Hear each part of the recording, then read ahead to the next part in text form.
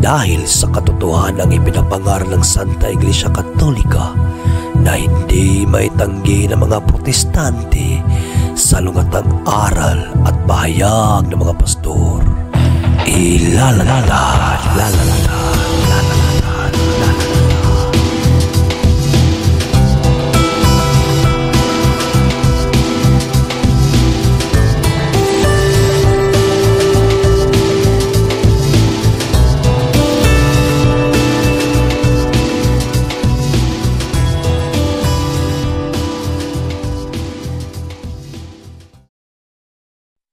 Bag sauce simbahan.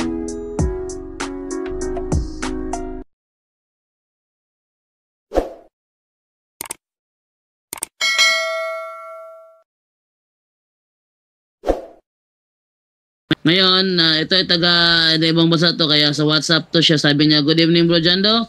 May tanong ako, pwede ba ako mag-deliverance sa tattoo sa husband ko? Salamat. Father Bobby, pwede ba doon niyang i-deliverance yung tattoo ng husband niya? Speaking of tattoo, kahapon, during the revelation of the demon, sabi niya, nandyan kami sa tattoo. Sabi niya, no? Totoo talaga. Na yung tattoo is that is a sign of consecration to the devil, yung tattoo. Kaya dapat iwasan, mga kapatid, no? Sabi ni Father Gabriel Amort, na only the exorcist priest can exorcise the demons in the tattoo. The non-exorcist priest cannot. Ayun. So, klaro. So, pag ang pare nga na may siya, yung ordained, hindi pwede, sabi ni Father Gabriel Amort. So, ang layman,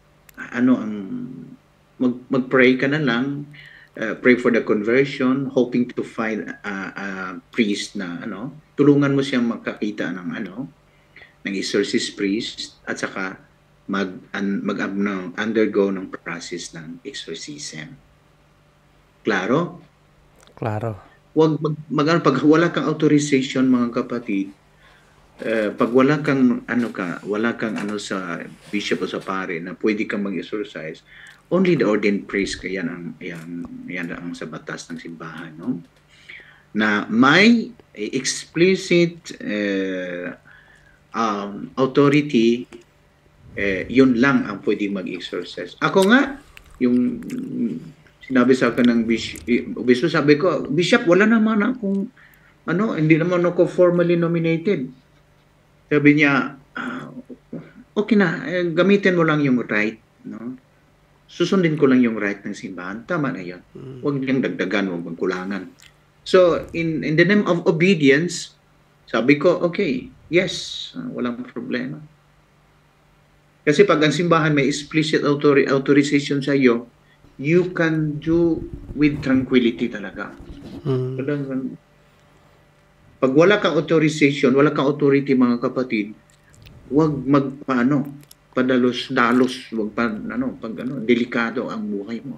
Kaya yung sa right ng new right ngayon ng exorcist, mayroong tinatawag na prayer of preventions. Bago mag-umpisa, may tinatawag na right of prevention. Father Bobby, yung sinabi mong kahapon lang, Father Bobby, yan?